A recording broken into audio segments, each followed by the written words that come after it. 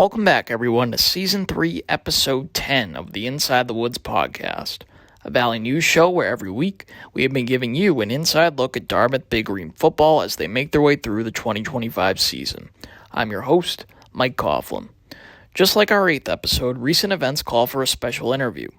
The Dartmouth women's soccer team is headed to the NCAA Division I soccer tournament for the first time since 2005, after winning its first Ivy League tournament in program history on Sunday with a 1-0 victory over Princeton.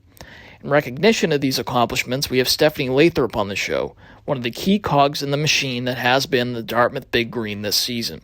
Lathrop did not just score what proved to be the game-winning goal in last Thursday's 1-0 semifinal win against Columbia, but also had the game-deciding goal in Sunday's final. The Big Green will now head to Fayetteville, Arkansas, to take on the University of Arkansas Razorbacks in a first-round matchup of the 64-team NCAA tournament on Friday at 7 p.m. In addition to Stephanie, we will have our usual interview with Big Green football coach Sammy McCorkle, whose team also handed Princeton a loss over the weekend. More successful kneel down, and there it is. That'll be it for the game. The Big Green, and you said the word, Jared Richmond, they survived the Princeton Tigers. Looked like they'd win this game going away in the first half. They had a 14-0 lead early in the second quarter, but really was all Tigers after that, outscoring the Big Green 17-3. But that early hole a little too big for the visitors in white and black and orange. They couldn't quite complete the comeback, and Dartmouth wins 20-17. That's how the end of the Big Green's 20-17 win over Princeton sounded on the Dartmouth radio broadcast on Saturday afternoon. Dartmouth came out on fire this past weekend, picking off Princeton on its first 2 possessions and turning those turnovers into touchdowns. While the Tigers made things interesting late, the Big Green were ultimately too much to overcome. Junior quarterback Grayson Saunier had a solid day, completing 12 of his 15 passes for 152 yards and a score. He also picked up 25 yards and a score on the ground. Senior running back DJ Crowther also came up big on offense with 96 yards rushing and a touchdown. Defensively, the Big Green had 2 interceptions, one from junior safety Harrison Keith and the other from senior defensive back Patrick Campbell. Also, senior linebacker Thaddeus Generis led the Big Green with 11 tackles and had a sack. Saturday's win over Princeton improved Sammy McCorkle's squad to 6-2 overall and 3-2 in the Ivy League, which is 3rd in the conference.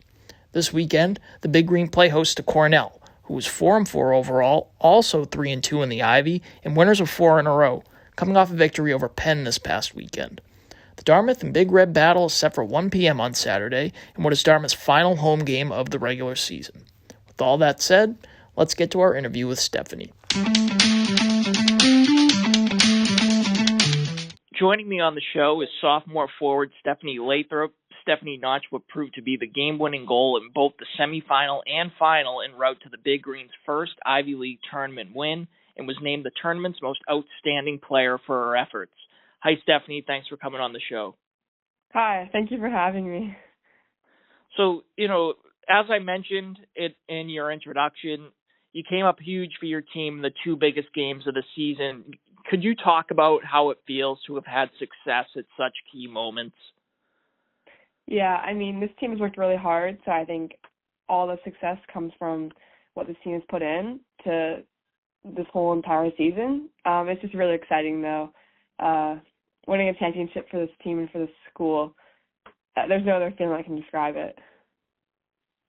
Right, and, you transferred to Dartmouth from Purdue. Could you kind of tell, our listeners what that process was like, what led to the transfer, what drew you to Dartmouth, and then, obviously leading the team in goals makes you a popular, teammate, but how were you able to acclimate yourself with the new team early on as well?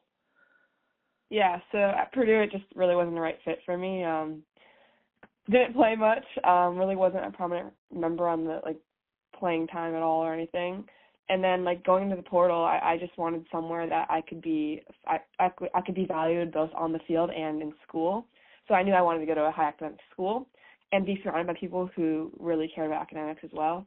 So I was looking at a few Ivy Leagues, and I just really loved Dartmouth because I felt like here I had a great opportunity to make an impact, and I really trusted what the coaches were saying. And they believed we could win an Ivy League championship, and that's what I came here to do, and we did that. So that was pretty awesome. And then just coming on to Dartmouth, it was a pretty smooth transition.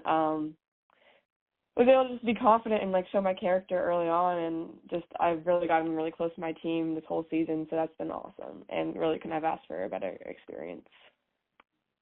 Right, and the team has had a lot of significant wins this season that reflect the progress the program is making, beating Harvard on the road for the first time in 20 years, beating Columbia for the first time in 11 years, doing it again in the conference semifinal, and of course the first win over Princeton since 2013 to win the program's first tournament and make the NCAA tournament for the first time in 2 decades.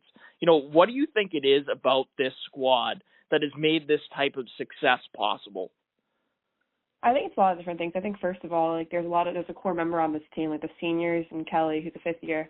They've been with this program for a long time, and they've seen this program go through ups and downs.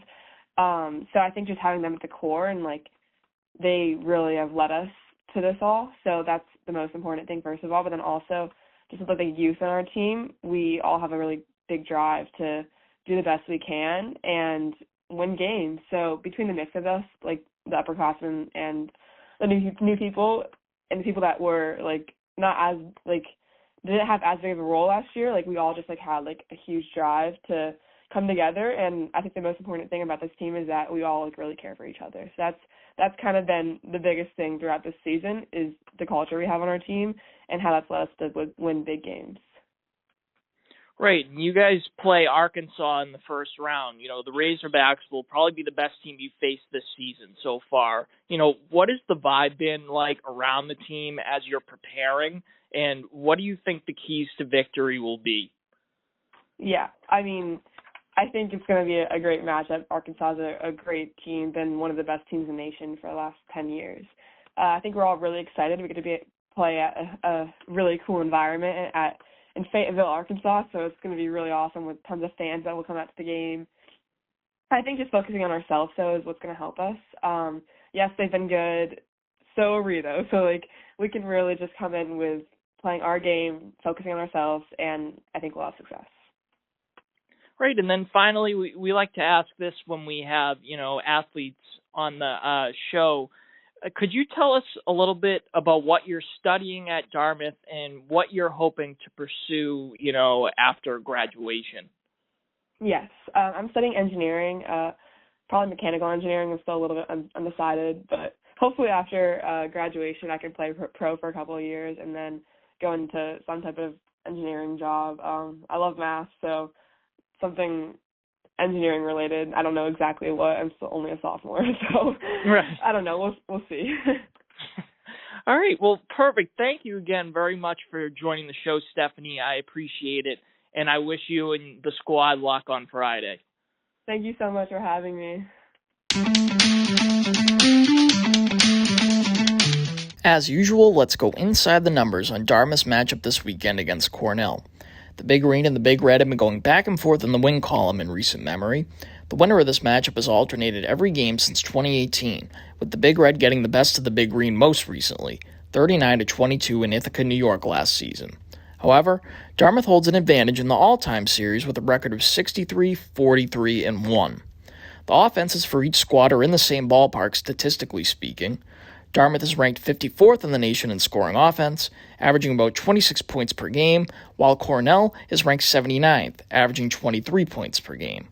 Defensively, though, the squads separate a bit, as the Big Green are tied for 21st in scoring defense, allowing just about 20 points per game on average. Cornell is ranked 55th, allowing about 26 points per game. The Big Red do have at least one edge on defense. They are ranked 19th in the country in red zone defense, allowing just 15 touchdowns on its opponent's 32 trips. This is something to consider since the Big Green have struggled at times to punch the ball in the end zone on its red zone trips, going 16 for 28. In addition to that, as I mentioned, the Big Red find themselves on a hot streak, winners of 4 straight, and have scored at least 30 points in all but one matchup on this 4-game heater. Though, it's worth mentioning the Big Green are also on a streak of their own, as they have not lost at home since last November. So something's going to have to give when these two squads do battle. And now that we've taken a look at the numbers, let's hear from Sammy. Now with me for his usual spot on the show is Big Green head coach Sammy McCorkle.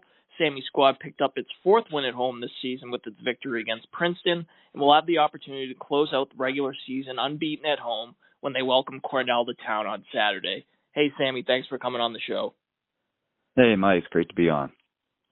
So, your squad got out to a fast start on Saturday, picking off the Tigers on their first two possessions and turning those into touchdowns, and ultimately you guys were able to hold on for the win. What were your biggest takeaways from the victory?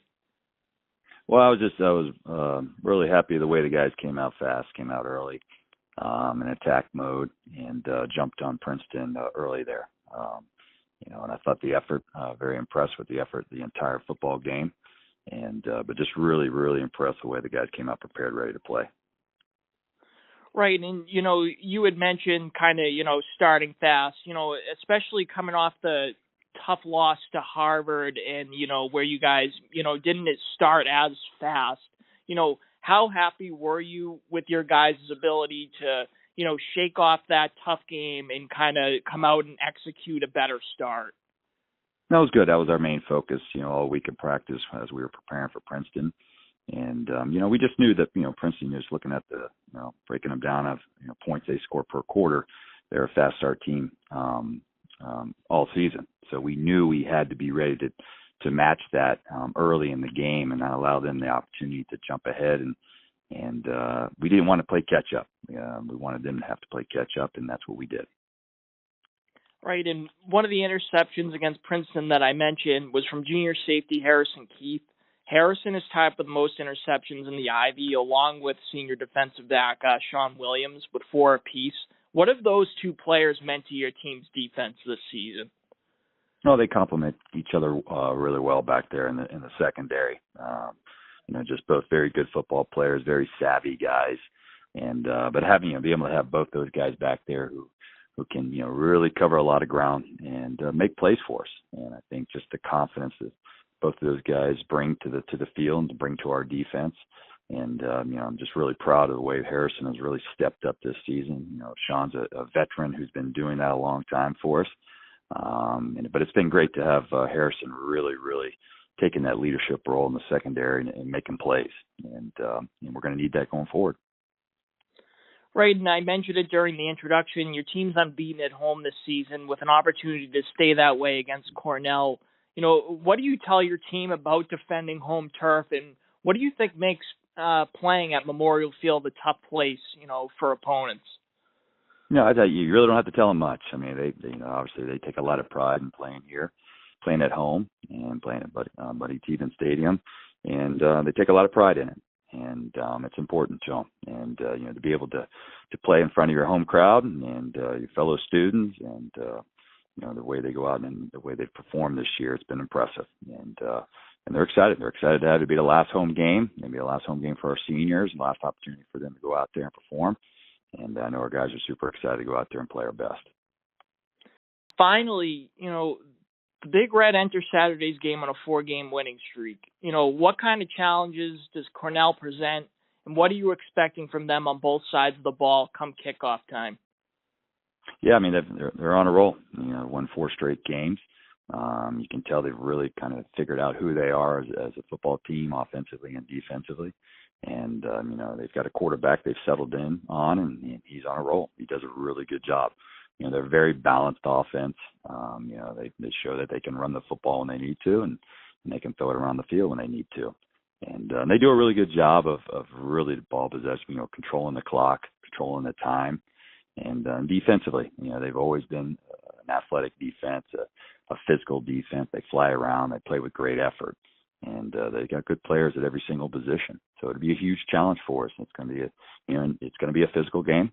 And but we've got to make sure we execute and we're disciplined and prepare ourselves to play 60+ minutes. Right, as always, Coach, thanks very much for coming on the show. I appreciate it, and I wish you luck this weekend. Thanks, Mike. I appreciate it. Thanks for having me. And there you have it. That was Season 3, Episode 10 of the Inside the Woods podcast. Thanks for listening. We'll be back again next week with the fallout from Saturday's game against Cornell, and we'll also take a look at the Big Green's final regular season matchup at Brown.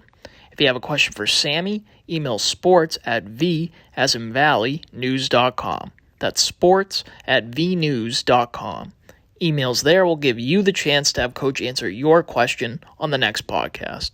Thanks again for listening, and we'll see you next week.